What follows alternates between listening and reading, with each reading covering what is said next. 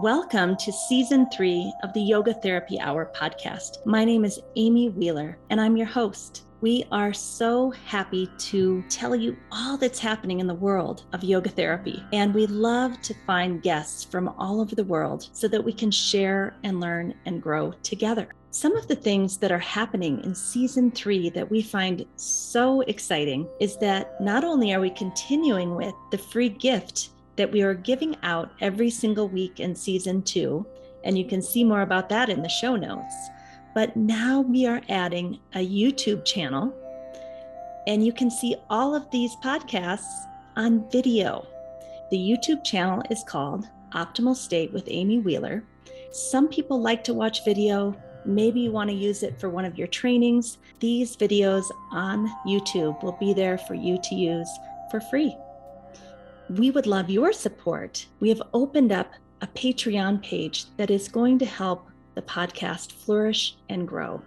You can help us to expand and grow and create more content for you. And we'd love for you to visit the Patreon page, which is called Optimal State and Yoga Therapy Hour podcast. So let's go into our guest today, and please nourish yourself, take time for yourself, and really relax into listening to the podcast. Welcome. Today on the podcast, I speak with Cheryl Fenner Brown, who lives in North Carolina, and her expertise is in the subtle tools of yoga. Specifically, she's worked for over 20 years with people who have cancer.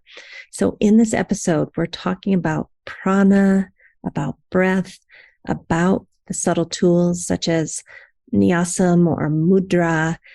And I think this is something that many of us yoga therapists would love to get more continuing education in this area, because let's face it, we've all learned the asanas, we've learned the pranayamas, most of us. And I think our yoga as a community is starting to move into the more subtle realms, such as mudras, nyasams, meditations, using your mind to pay attention to your body, and that the prana follows the mind. So it's almost like a direct way to get prana to move through the system.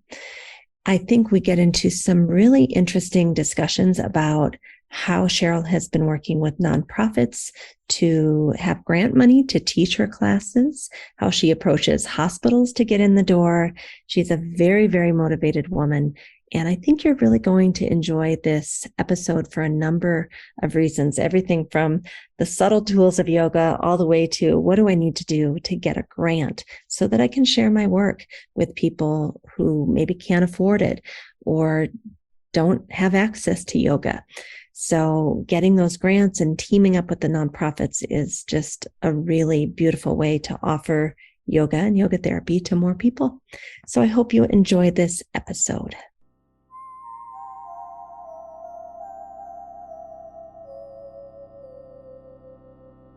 Today, I would like to welcome you to a conversation with a new friend that I've never met before, and we really haven't planned a formal outline for this interview. We're just going to kind of see where the river takes us, but welcome to Cheryl Fenner Brown.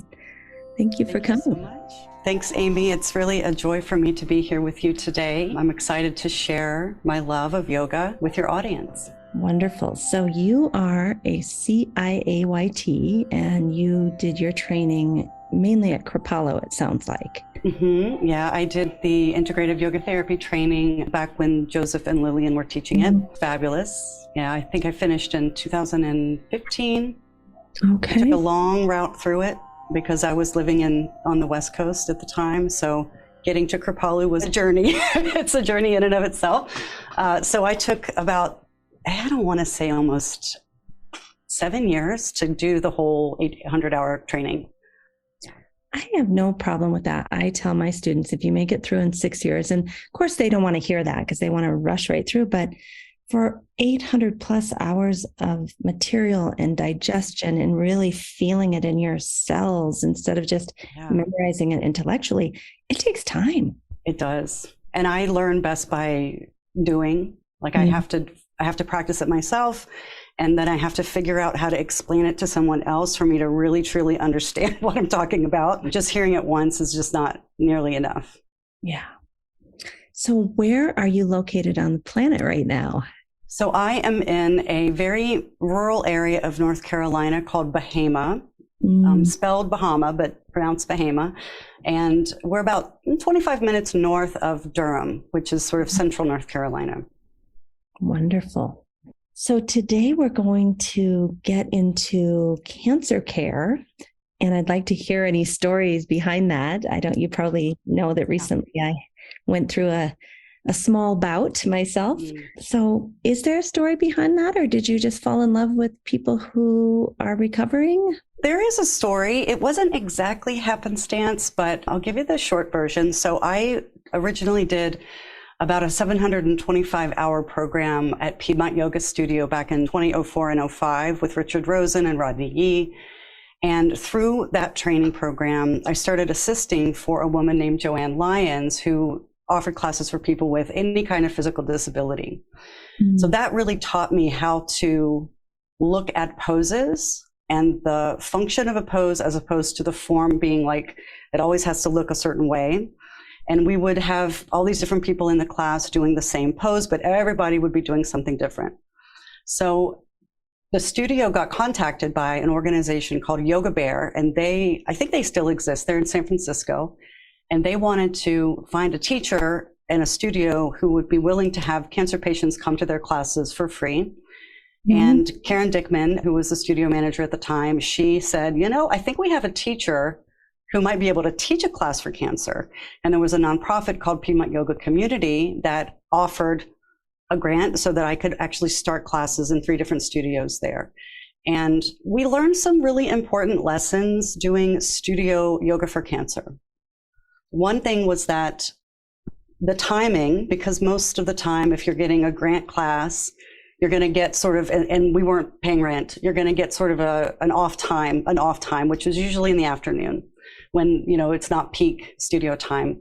So whilst the patients were in treatment and not working, they could come to a class. But when they went back to work, that wouldn't be convenient anymore. And we noticed that the classes had about a 6-month lifespan. So for about 6 months with heavy marketing, we were able to get people in from the hospitals and from other support groups. But around 6 months, each of the 3 classes that we'd started in 3 different towns and 3 different studios, they all just kind of stopped. So that taught us that studios is not really the place to try to reach cancer patients, because they're either going back to work, or they're not getting better and they're not coming. And either way, they're not coming to class. So there was a support group facility in Walnut Creek called the Cancer Support Community. And one of my students from one of the classes got me hooked up with them, and they said, they teach classes there, so why don't you go teach there? And that was really where it just started to evolve and blossom, because I was in the facility right after a support group meeting, and people would just stay and come to yoga. So that ended up being, I taught there for about 5-6 years before I left that area. And it was wonderful. We did research, we did teacher trainings. Like, that was just really where I was able to see a really broad student base, all different kinds of cancer, all different phases of just diagnosed to during treatment to survivorship phase. And that really was a wonderful way to bring that into the community a little bit more accessibly. I think you've just given us a huge gem. I tell our Optimal State Business class this all the time, that it's so much easier to go where the people are and be with them when they're already there than it is to try to get them to come to you, especially during these very stressful illnesses. Like, no, we don't have extra energy and time. It's just too much. So I love that lesson of, you went and built the classes where they already were. And I love that you said they were at their support group and they stayed for yoga. That's fantastic. So that was back in the early 2000s, it sounds like. And now we're in 2022. Have you brought your cancer care all the way with you to North Carolina? I have. It's different here. It's interesting because when we decided to move here, I spoke to about a year before we moved, we came out and to decide if we wanted to live in the area. And I interviewed with a couple of people that were IAYTs and, had teacher training programs just to get the temperature of the area. Like, what's it like here? What kind of classes are people looking for? And whereas Oakland was very Hatha based, and I always was teaching, people over 50, that's always been my sweet spot. And besides the cancer work, here it's all vinyasa. Like it's very workout yoga. It's very flow. All the names had to have flow in them. And I'm telling these studio managers, I'm like, I don't teach vinyasa. Like that is not what I do. Over 50, gentle, restorative, yoga nidra, like that's the kind of stuff, subtle practices. Those are all the things that I want to do. And they said, well, we'll try gentle flow or seniors flow. Or the names were just really kind of silly, but it was marginally okay. I did that for, about 5 years, different studios. But really what I started to love doing was teacher training. So I'll come back to that, but that I started to feel like I wanted to offer more workshops for teachers. In the cancer work, there are some nonprofits around here that I did work for a little while. One was called You Call This Yoga, and we did classes for basically anybody to come to. It was still in like a wellness center facility. But then really what I started to do, and this is later, not quite when the pandemic started, but having classes online. And that really has been a boon for this work, because just to your exact point, Amy, patients, they don't have to get dressed. They don't have to drive themselves anywhere. They don't have to worry about the time. They can just walk into their living room, pop on their phone, and class is happening. So that's really what has sort of fed the community and kept it together during the pandemic and even right before the pandemic. So some of the classes I've done were donation-based. Some were actually sponsored by another nonprofit still in California called the NorCal Carcinet Support Group. And they're for people with neuroendocrine tumors. And Josh Mailman, he was actually the person that suggested I teach at the cancer support community. So he's kind of been my champion in this work for many, many years. I have a weekly class, a free class that's for everybody. It's for people that are newly diagnosed, people in treatment, people in survivorship phase, and also for the teachers in my trainings to come to that class to kind of see how this looks in real life. And we're getting a little bit more, and there's two main hospitals here. There's Chapel Hill, and then there's Duke. Chapel Hill has a cancer program. It's taught by a wonderful teacher. They have classes in, I think it's in like a classroom somewhere on the facility. But Duke Integrative, which is it's like a membership health facility, been trying for many years to try to get something going there. They've had a lot of leadership changes. So contacting actually just very recently their most recent program developer to see if we can't bring some kind of program in there for cancer patients. Okay, there's so many things I want to. I'm so sorry. Yeah, I was like, stop. Oh, another thing. Wait. All right. So first of all, there's three things that you said that I want to really dig into: the online classes and all these grants you seem to be involved in, and then hospitals. So first of all, I am in agreement with you that online classes for people with chronic illness, chronic pain, cancer, autoimmune disease, I think it's not only the future of yoga therapy, but I think it's the future of healthcare. And we need to get on board with that. I think everything from offering it to the clients, but also even yoga training programs can be online now, right? So I think number one, we need to acknowledge that our audience actually needs us to be online, and it's actually quite difficult for them to come in person. Mm-hmm. Number two, tell us about how you're involved with all these grants. Does the organization find the grant? Do you find it? Is that something you write together? Being involved in a nonprofit is where the grants, that's kind of where you're going to get access to grant money. It's really difficult for an individual to ask for a grant if they don't have a nonprofit behind them. So the two that I've worked with were Piedmont Yoga Community, and also the Cancer Support Community is a nonprofit as well. So they're both located on the West Coast. And we go through the process every year of writing these grants. So we used one from the Robert Woods Johnson Foundation, and I believe the other one was directly through the Cancer Support Community. And it's a process, they have like open windows. You apply, you give them information about what the program is. It has to be very detailed. This is how many weeks we're going to do. These are the people we're going to serve. And then you apply while their grant window is open, and you get it or you don't. And then you have to you have to use the money for exactly what they gave it to you for. So if things tend to go a little maybe not as planned, you've got to communicate back to them to say, okay, maybe we need to change venue or something else needs to shift. So there's that kind of grant. And how long does that take? Like if someone found the open window, and does it take 3 weeks of writing it up? And does the nonprofit do that? And you kind of check it over? What's the timeline here? So many people want to do this. Yeah, I've had both situations. I've written it before, and then sometimes, usually I'll write it because I'm the one that's creating the protocols and actually going to be teaching. So I know the most about what's going to happen. And then the nonprofit that's sort of supporting me in the work will make sure it's correct in terms of the language, the nonprofit language, and then they will submit it on my behalf to the people that are actually the funder, the people that will give the money. And then can you use that very similar template year after year? Yeah. And it's not that daunting. It's really just, they're not asking for such detail that they need to know everything you're going to teach for the time you're teaching. It's just the basic information about who you're serving. And why should they spend money on your program? Because you are competing with other programming. So you've got to find the grantors that are serving the community that you want to serve. That's the biggest tip, I guess I could say, is find a grantor that, I would look for people that are giving funding for cancer programming. And with cancer, it's tricky because it's not medical. It's not pharmaceutical, but it's wellness, lifestyle, that side of things.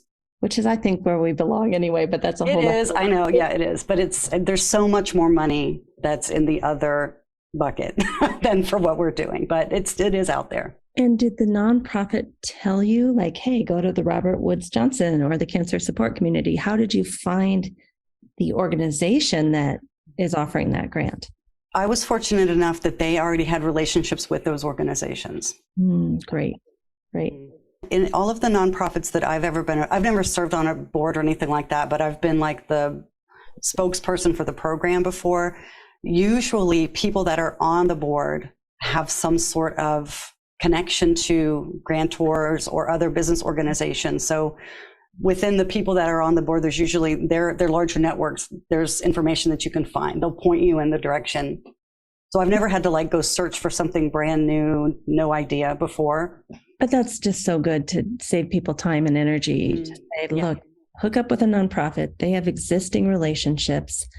It's not that daunting, even though you have to fill out some paperwork, and then you can use that template over and over. I think that's in a nutshell, the best plan forward if you want to try to get a grant. It's especially great for not open-ended classes. They tend to like things that are structured time-wise.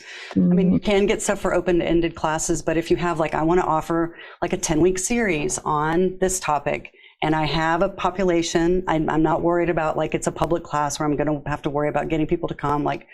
We have a population that we're serving, they've expressed interest, and we have a place, we have a teacher, we have the technology, we're going to go ahead and do that. They want to see that you know what you're doing and that you have the framework in place so that it will be easy.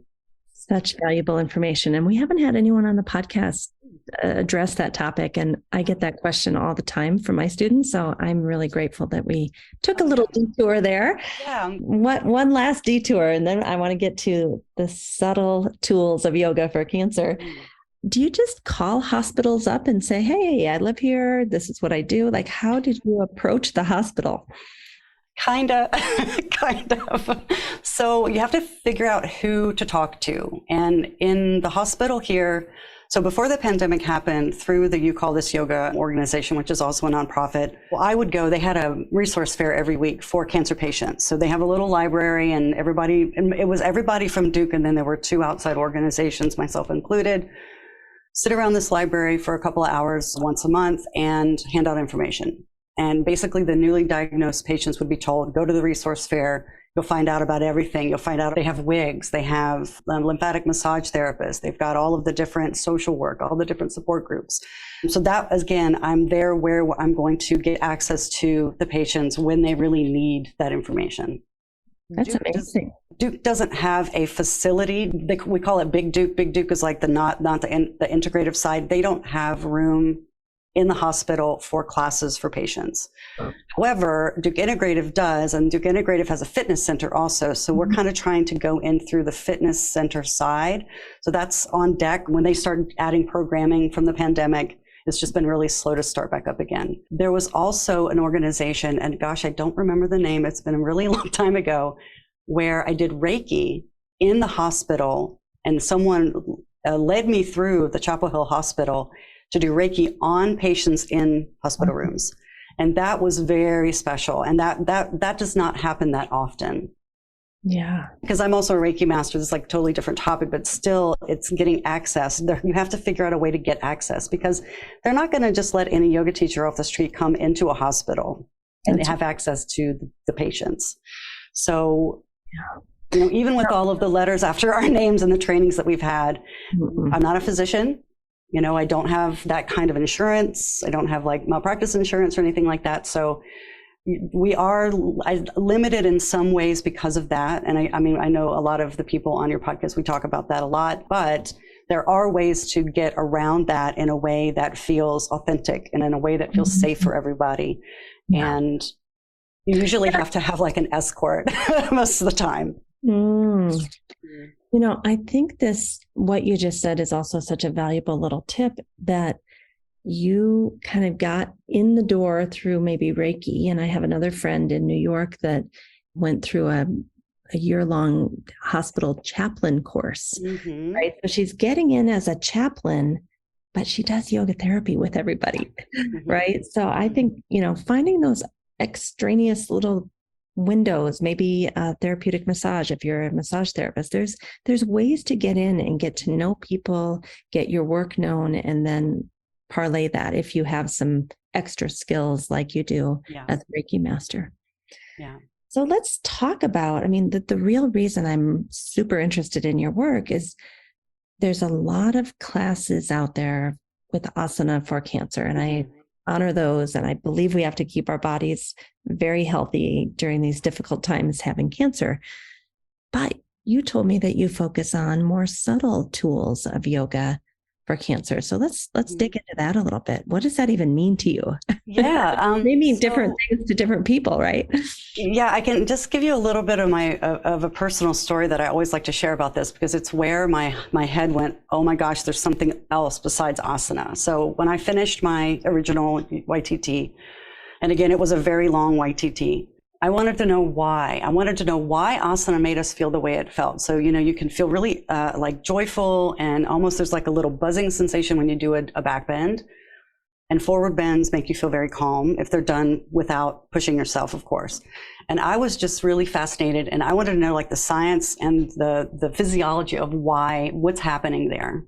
And of course, the link is prana, breath, the koshas, all of that. So that's why I chose the IYT program, the Integrative Yoga Therapy program.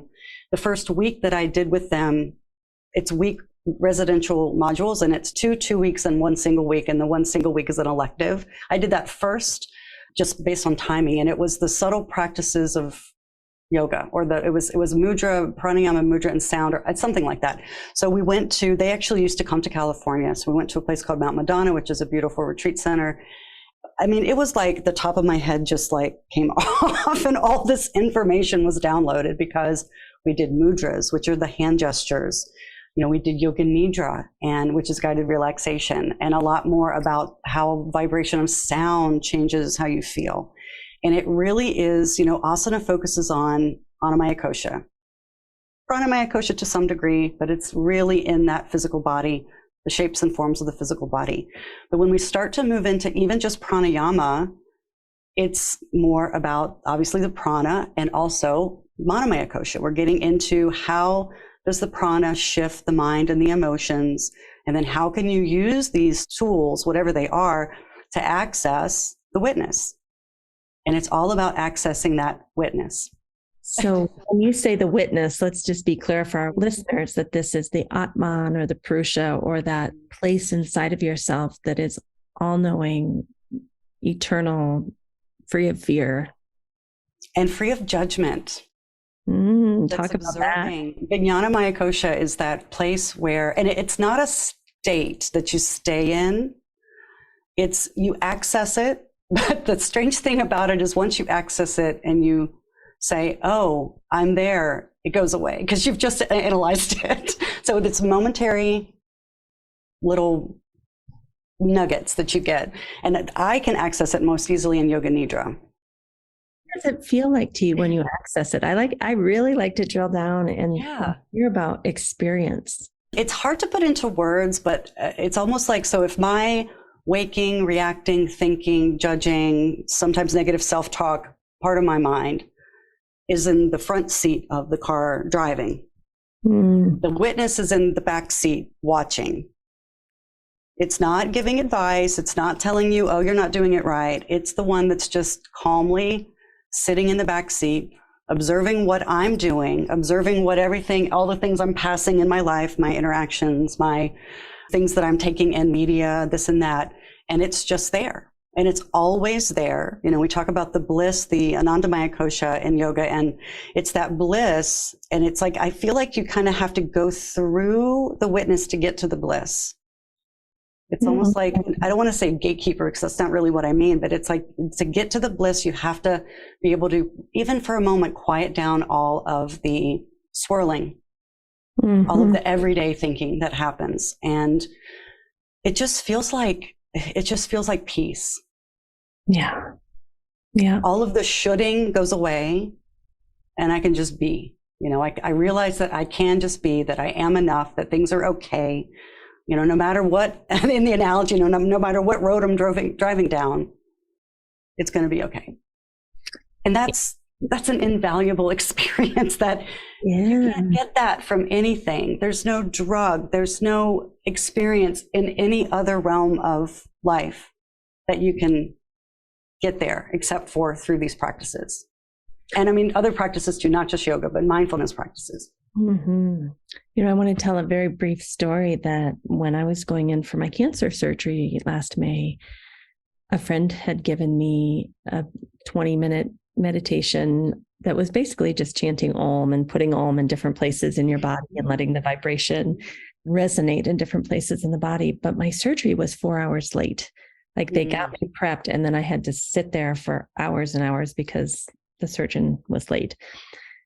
So I put that on a loop, that 20-minute meditation. And for 4 hours, I just listened to Om. And I was so much the observer of this surgery. It was remarkable. I consider it one of the most beautiful blessings of my life to have gone so deeply and just observed, like, oh, now the body's going into surgery. Wow, that's interesting. Yeah. And that's exactly it. That's interesting. It's not, oh my gosh, what's going to happen? It's just, this is happening and that's there. Yeah. And it's beautiful that we can access that in a yoga class. We don't have to be in a traumatic situation like it was, right? That we could do it twice a week or every day. And I think, you know, we don't have to be a 30-year Vipassana meditator to get there, right? I mean, there's nothing, that's a wonderful practice, but not everyone can sit to meditate, right? That's not comfortable for everybody. So one of the reasons that I love those meditations, especially things like Yoga Nidra, where you can lay down, you don't have to be in a specific mood for it to work. You don't have to there are no requirements really to do it, except for you just in a hospital bed. Yeah. Just or on a gurney going into surgery. Yeah. It's really remarkable. So I want to go back to this idea of the pranamaya kosha, the manomaya kosha, and the idea of prana and breath as a way to connect to this very deep part of ourselves. But do you have any idea about why is it that the hand gestures or visualization of certain parts of your body, do you have any thoughts about how that brings prana in, or how it moves through us?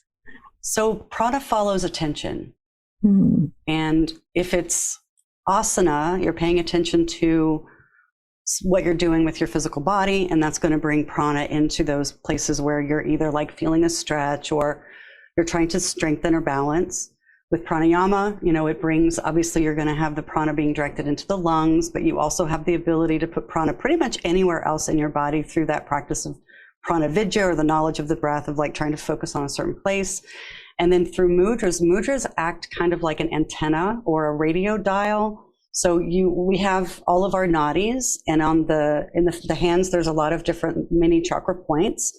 And when you bring them together, it's like you're creating a closed circuit. So if you're not doing anything with your hand, you can think of, the prana is just kind of like being off-gassed a little bit out through those ending of the nerves, right? So you create all these different shapes, and you redirect the prana back inside in a specific way that elicits some kind of a physical, mental, or an emotional response.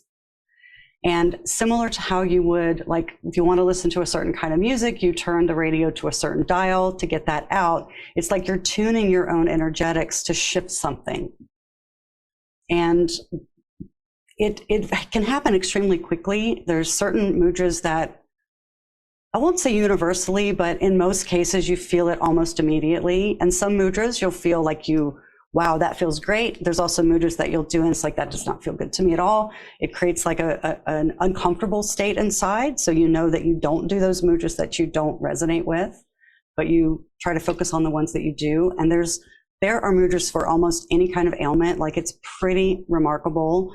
They work off of the principle of the 5 elements, the Mahabhuta model.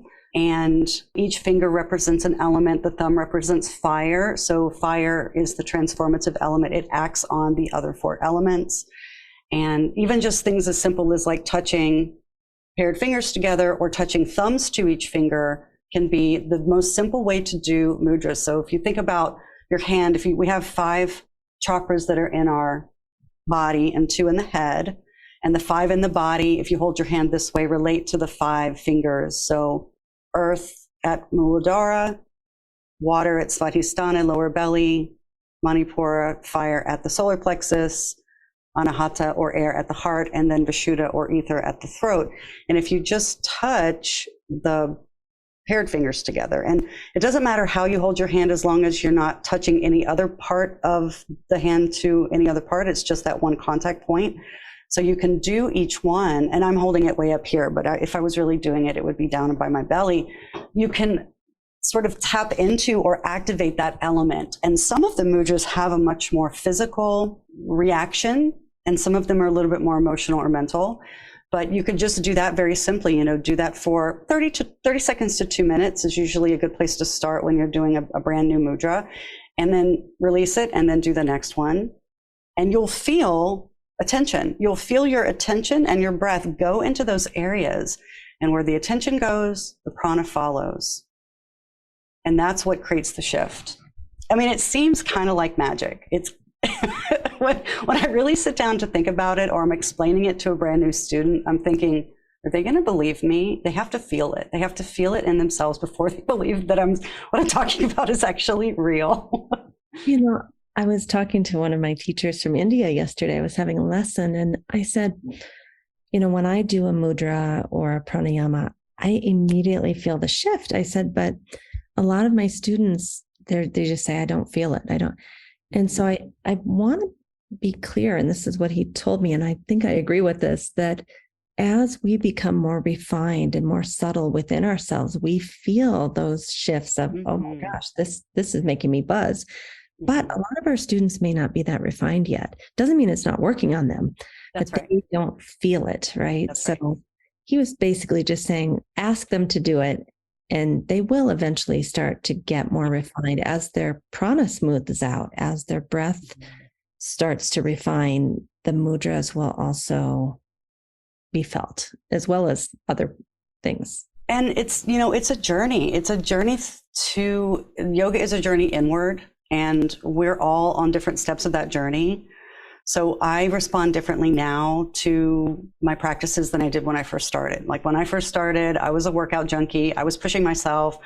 I didn't have a lot of guidance on not doing that, when I started just practicing in public classes. And then it became unlearning. It's really more about unlearning than learning, not to force, not to go too far, not to do too much, just to allow it to be there, especially in the asana practices. And then, it's kind of like how Patanjali talks about the different limbs prepare you for the next one. So asana prepares you for pranayama because you refine the body. And one of my favorite examples that my teacher, Richard Rosen, would talk about is that like the torso is like an unbaked clay pot, and doing the practices bakes the pot. It refines the tissue, it refines the prana, and it makes you more aware of those shifts.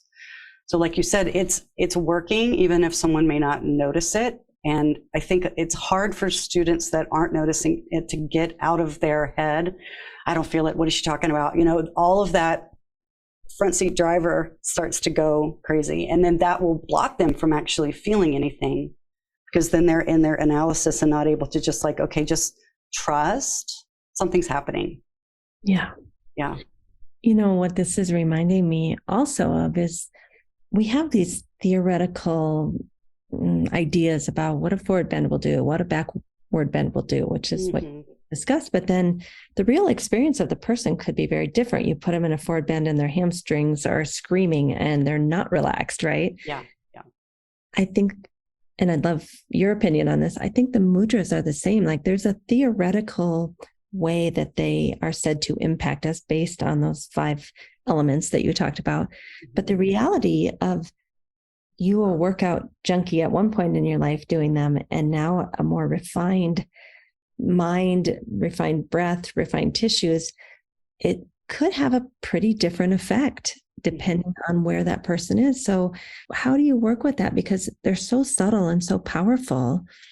I would think the consequences of having someone do such subtle, powerful work, it's important to make sure it doesn't have a negative effect too, right? Mm-hmm. I'm always asking my students to notice what it feels like. Like they must be sick of me saying that, because I probably say it 15, 20 times a class, and I'm not exaggerating. Because, in each, how are we going to know if we went too far unless we're noticing what it feels like? And my goal is that the more often I can entrain their minds to keep doing the interoception.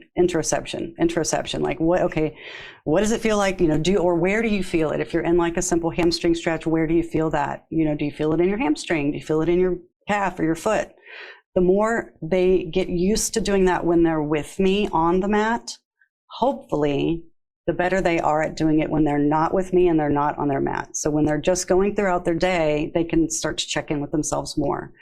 And, I always start with very simple mudras and simple pranayama practices, usually very langana. Langana is cooling, calming, lengthening, so that those are less likely to have adverse effects than something that's brahmana. I love that. We say in our tradition, which I think we must have a lot of overlap because everything you say is resonating with me. Shamanam and Shodhanam, you pacify first before you go after the root cause. And it's so important not to just jump into all these Brahmana practices that could have adverse effects. Even though I do believe those Brahmana practices are what really helps us to bring more prana in, if the container can't hold the prana, what's the point? Yeah. And that is the basis of my cancer training, actually, is that the way that I was taught by Joseph and Lillian for 6 months after treatment. And when I say treatment, I mean like chemo, radiation, surgery.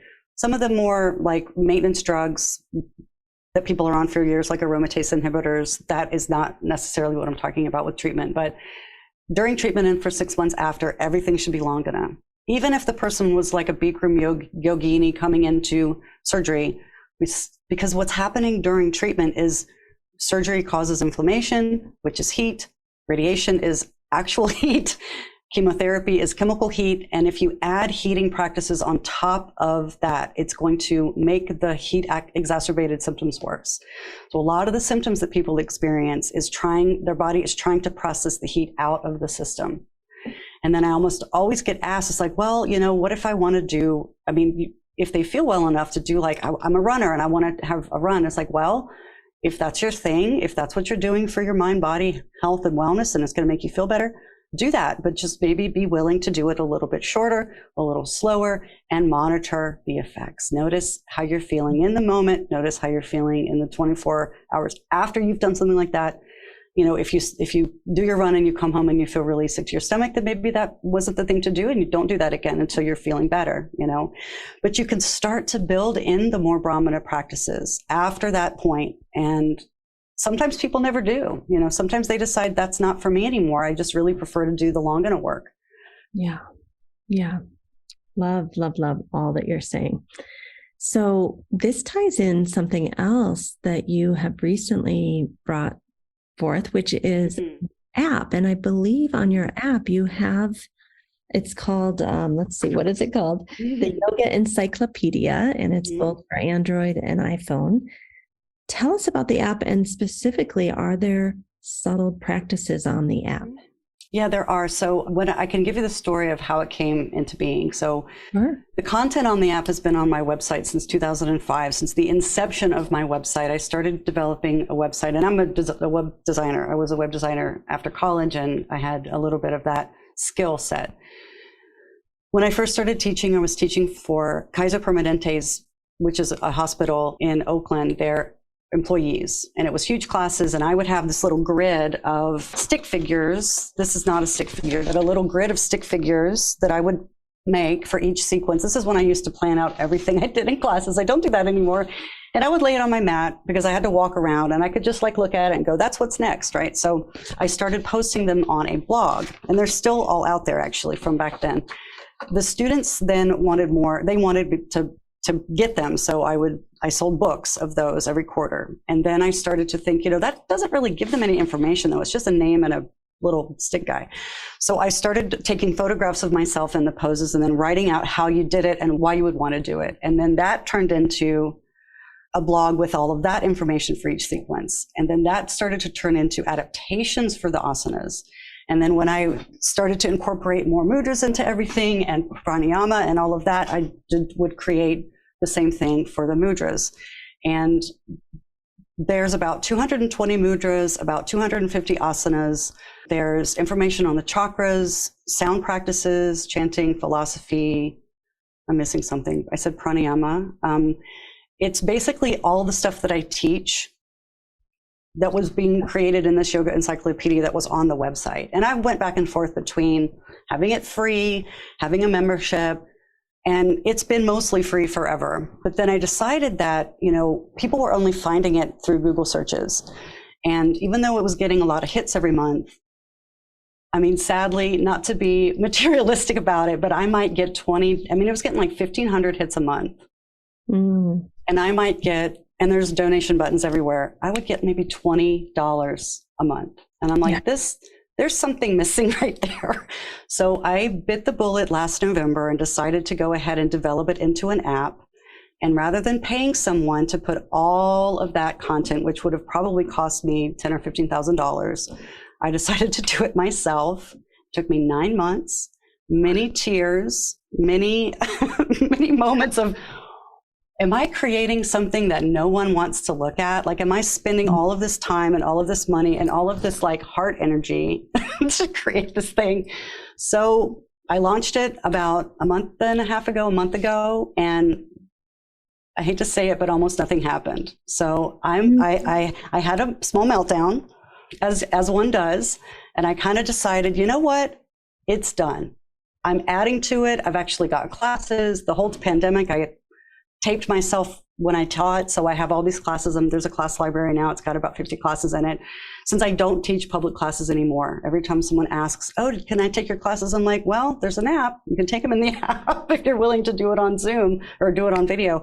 But it's getting there. It's getting there. It is probably going to be reviewed. Hopefully someone writes about it in one of our publications.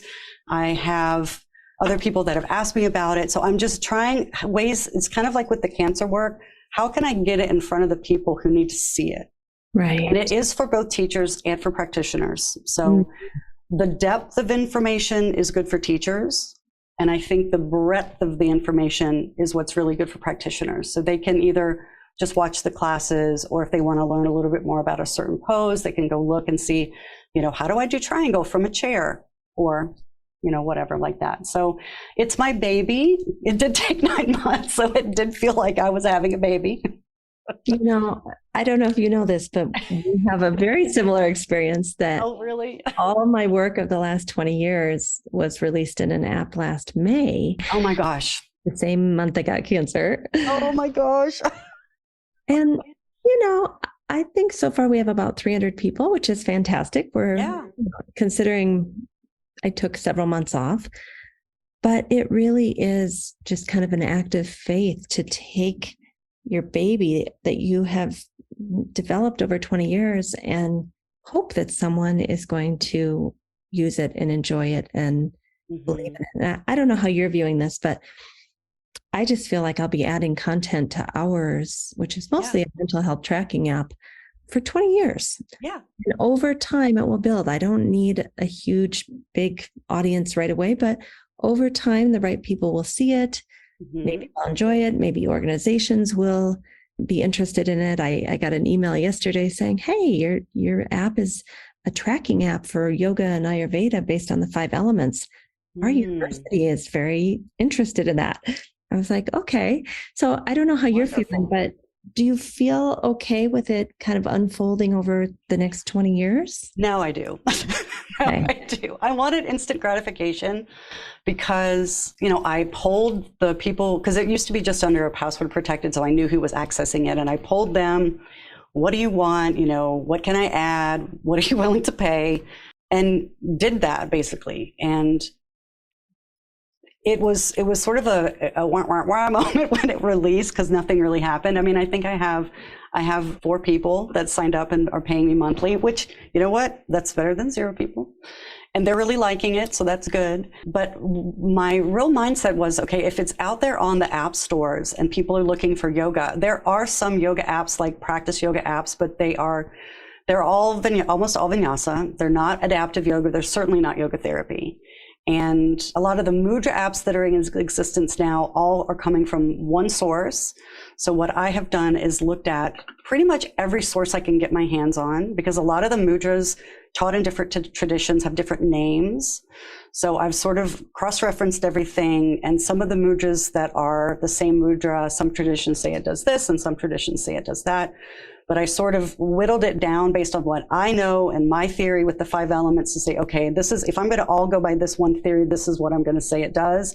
But really, you have to practice it yourself to see how it feels, And there's one of the things that I think I'm most proud of for the mudra piece is there's a therapeutic mudra index that lists by kosha ailments, so body ailments, energy ailments, mental emotional ailments, and then you can go in and search, and it has all the mudras that are for that specific condition that you can go then click a link and go right to it. So that took the longest. Like, that was years and years and years of drawing those connections and making those links. But I think that's going to be really, really helpful, especially for practitioners. So many times when people see an offering, they don't realize the decades of study, work, and blood and sweat and tears that go into it. With our work, people say, oh, it's so simple, it's so elegant.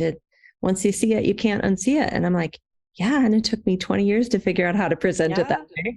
And I'm sure you feel the same. Like, it's not just you throwing out mudras like pieces of candy. You really researched it, experienced it. Photographed, like all of the photography I've done myself, and it's of myself. So I even had that moment of like, do I really want to put all those pictures of myself out there on that app? And I'm like, I had like a little moment of self-consciousness. I'm like, you know what? It doesn't matter. And I had my very first reviewer said, I love that they're pictures of you. Because I'm the only one that can show the adaptation of the asana that I want to show with the props the way I want to show it. Like, if I had models, think about how much time that would take, how expensive that would be. I mean, it would just be untenable to do it like that. So I'm like, you know what? Yeah, it's okay. It's okay that it's me. Sometimes, like, I'm on a hardwood floor with no props. 15 years ago. And then some are beautifully, with this white, that's what that thing is back there, is it's a giant piece of fabric that's for photography. And some of them are very nice and like very professional looking, and some of them aren't. I'm like, it's okay.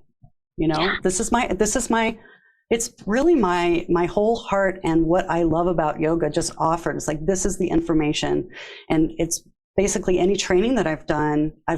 When I got really granular into the practices for trainings, I would then put that in the app. So like anything new I create, like you're saying, I just put it in there. I'm like, okay, it's like a warehouse or a storehouse of all of the information that I know about yoga. And it's, like you said, it's almost 20 years worth. Yes. And really committing to it before the baby is born, right? Like it almost reminds me of people going through infertility treatments. They're committing to it. They're putting their time and energy and resources, not knowing if a baby is going to actually happen. And I think that's what faith is. That's what Shraddha is. And to me, that's the key to life, that you believe in something before it is manifest in a tangible, gross way that everybody can see. You believed in it long before, when it was a little seed underneath the ground. Nobody knew about it yet. And very few people are able and willing to do that, Cheryl. I'm touched that you're doing it. And I know that it will manifest, because everything goes from subtle to gross, as we know. Yeah. The faith that it takes to actually do it is very rare. Very rare. I'm a very driven person and I don't take no for an answer much. I mean, I do, but if I have a vision of something and there's a block, I get blocked by it, I just go around it. Or, sometimes I decide it's not worth it and I don't do it. But most of the time, especially with work, I love teaching adults. And the cancer work had kind of came out of this specialization. But to me, that there's no greater joy than having someone come to your class that's in pain or suffering, and showing them something that they can do to help themselves. Like that, there's no greater joy than that. Yeah, completely agree. Well, our time is coming to an end. Is there anything we didn't touch on that you feel you wanted to share today? Yeah, I have a cancer teacher training that's in process right now. I work for 2 other studios, the Mindfulness Center, which is located in Bethesda, Maryland. Deborah Norris runs that, and I do yoga nidra classes on Thursdays. And I do the cancer class, the free cancer class is on Tuesdays, and I'm EST. So Tuesdays at 12 EST for an hour. And we rotate through different classes. So we do like chair yoga 1 week, restorative, mat, subtle, and Nidra. I've written about 40 yoga Nidra meditations that are available both as scripts and MP3s. And what else? The training is through 8 Limbs in Seattle. And it's a 50-hour training that we do a module on each of the practices. So there's a module on asana, one on sound and pranayama, one on mudras, one on yoga nidra, and then there's a practicum with actual patients. So this is the 2nd year we've run that, and I'm applying for APD status, which I'm really excited about, to try to get some more CIAYTs so that they can get their continuing education credits. And then, I keep trying to get this work out there and get it known. Yeah. So I've been, for those of you on YouTube, you can see this, but I've been having Cheryl's website up here on the page. It's www.yogacheryl.com. And everything that she's just talked about is right here. Classes and workshops, trainings, yoga encyclopedia app. You're a busy, motivated woman. Yeah.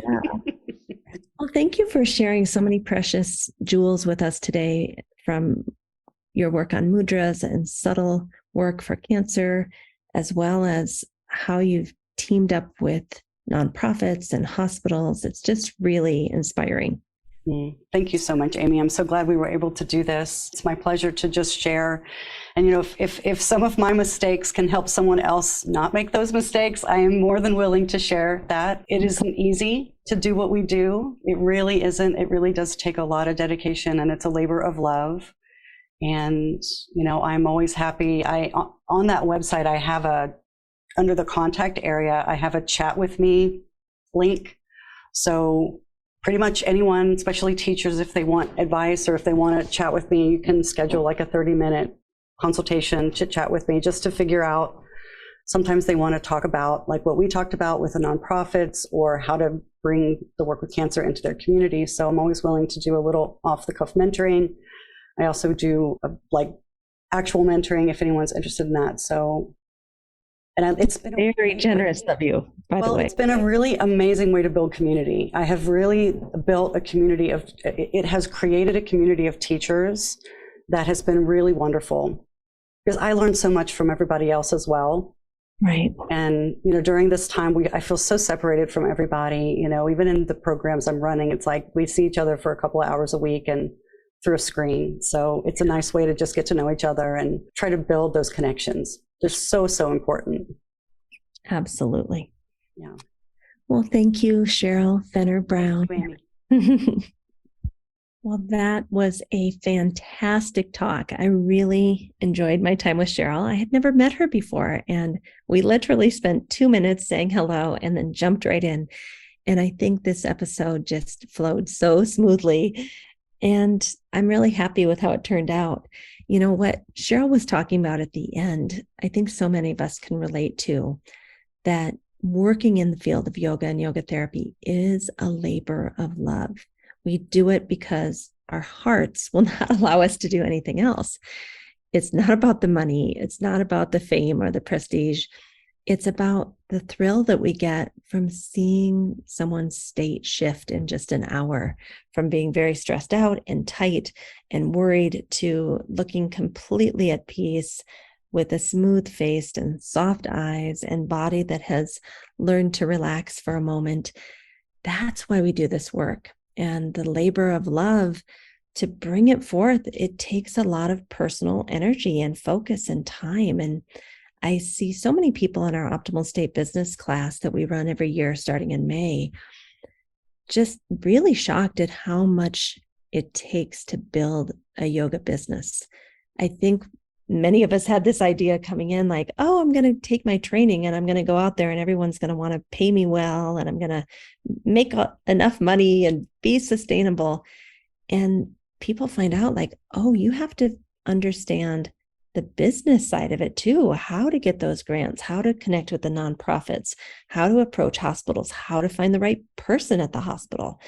That idea that maybe studio classes don't work as well for people with chronic illness because they have a hard time getting there. So how are we going to find the people where they are and go join them where they already are? Those are all parts of building our yoga business. And then, going into the app. Both Cheryl and Optimal State have built an app now. Ours is more about tracking your mental health state according to the gunas of yoga and Ayurveda, and then allowing the different times of the day to be seen. Why am I always in Vata in the 6 to 10 a.m. time? Why am I so hungry over the lunch hour? And that's the Pitta time of day.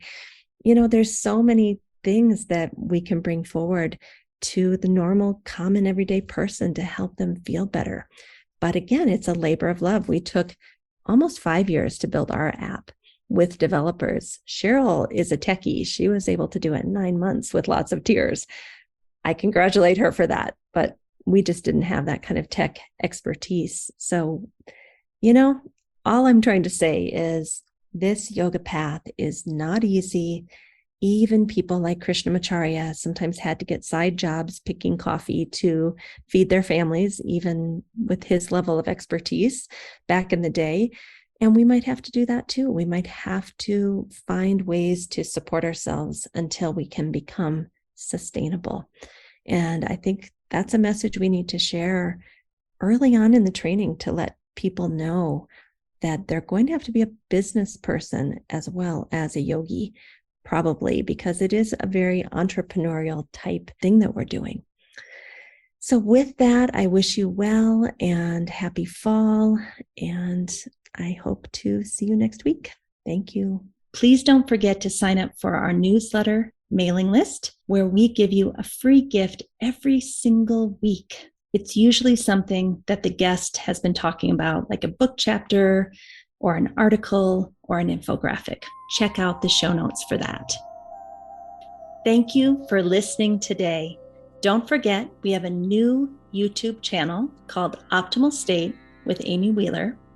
We also have a new Patreon page where you can support us to bring you the most excellent content, and that is Optimal State and the Yoga Therapy Hour Patreon page. Also, you could write us a review on most major platforms that host podcasts. Give us 5 stars if you appreciate the show and tell us what you love so that we can do more of that. Finally, we support several nonprofit organizations through this podcast. See the show notes to understand how you can help. If you'd like to be a guest or a sponsor for this program, contact us at the email welcome@theoptimalstate.com. welcome@theoptimalstate.com. And finally, a special thank you to our team here at Optimal State. We are truly a global family. George Mantuan, one of our executive producers. Adam Satchel, senior media producer and sound engineer from the Philippines. Krishna Panchal, a producer from Canada. Modupe Abdullahi, who does the show notes and is an editor for us from Nigeria. And Peter Morley, who wrote and produced the music for this show, who lives in Australia. Find more about Peter's work at www.zenmusic.biz. Thank you for listening. We'll see you next time.